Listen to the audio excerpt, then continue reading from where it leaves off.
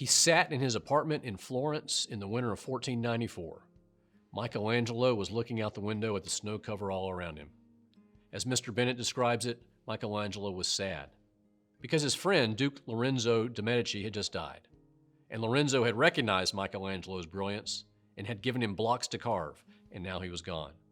Instead, his son Piero was now ruling, who had no interest in artists whatsoever. He was interested in games and horses. So Michelangelo was sad, for he knew his talents and his dreams were going to melt away. Then there was a knock at the door. One of Piero's messengers at the door. "This is your day.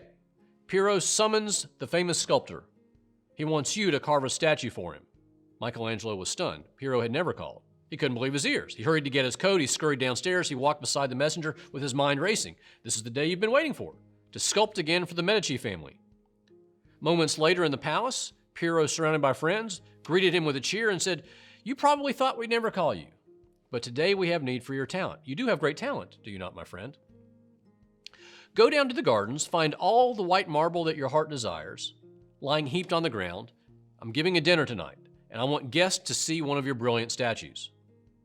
Of course, tomorrow the sun will do away with your hard labor, but nothing lasts forever." Michelangelo was stunned. He, the pride of Florence, was supposed to build a statue out of snow.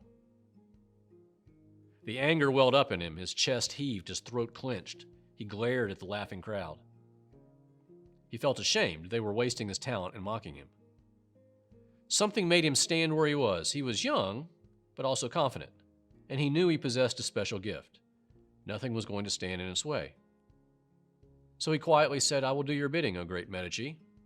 And he left, and he went down, and he looked at the snow. He thought to himself, "I'll show you what I can do, even with snow." How could he possibly work for someone he loathed like that? He didn't want to use his gift, but he did.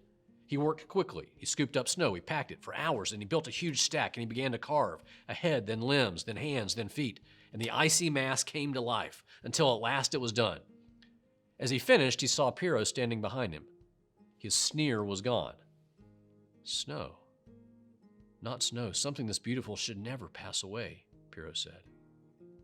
And so it was that Michelangelo proved his mettle. Years passed, and he won all of Italy's praise until he was called to Rome to carve statues for Pope Julius II.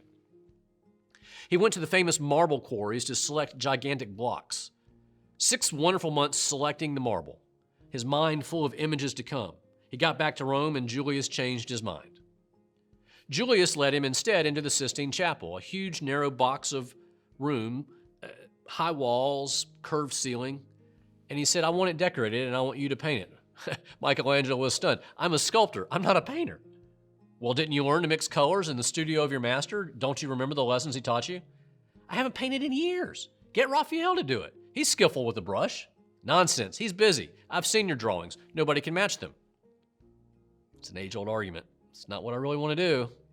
Michelangelo looked up. 10,000 square foot ceiling to be filled with pictures. It would take months, while the marble lay useless. This isn't what I want to do. He choked back his rage and his disappointment again. But he consented. With a heavy heart, and up the ladders and the scaffolding went. It was torturous work. Colors dripped on his face, burned his eyes. He hated the job. "I'm a sculptor, not a painter," he muttered over and over. He hadn't painted for years. Truth be told, he was afraid to use his gift for fear he couldn't do the work. He asked others to help, but he found them to be more of a hindrance than a help. He erased what they had done, and he worked alone, and he saw no one but the color grinder and the Pope. If it had to be done, it would be done right, he told himself. In silence and solitude, he lay there on the scaffolding painting. Then, to his horror, the surfaces began to mold. "I told you I wasn't a painter. All my work has been destroyed." He found he'd made the plaster too wet and no harm would result, and he kept going. The days began at dawn, and many nights he didn't even leave the chapel at all. He lay on his back and he painted. He grew so used to that cramped position that when he received a letter, he had to hold it over his head and bend backward to read it.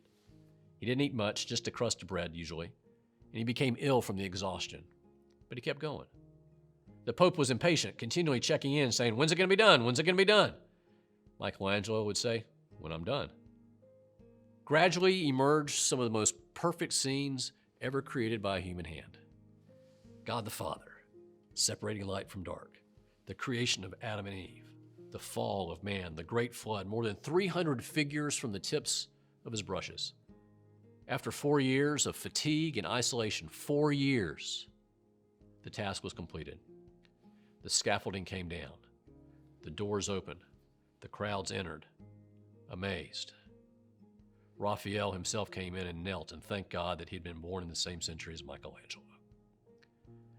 Think about it. Michelangelo hated the work. He hated most of the people he was working for. He wanted to do something other than paint. But Michelangelo worked for the Lord. And as he painted, in spite of himself, God's hand worked through him to create a witness for all time.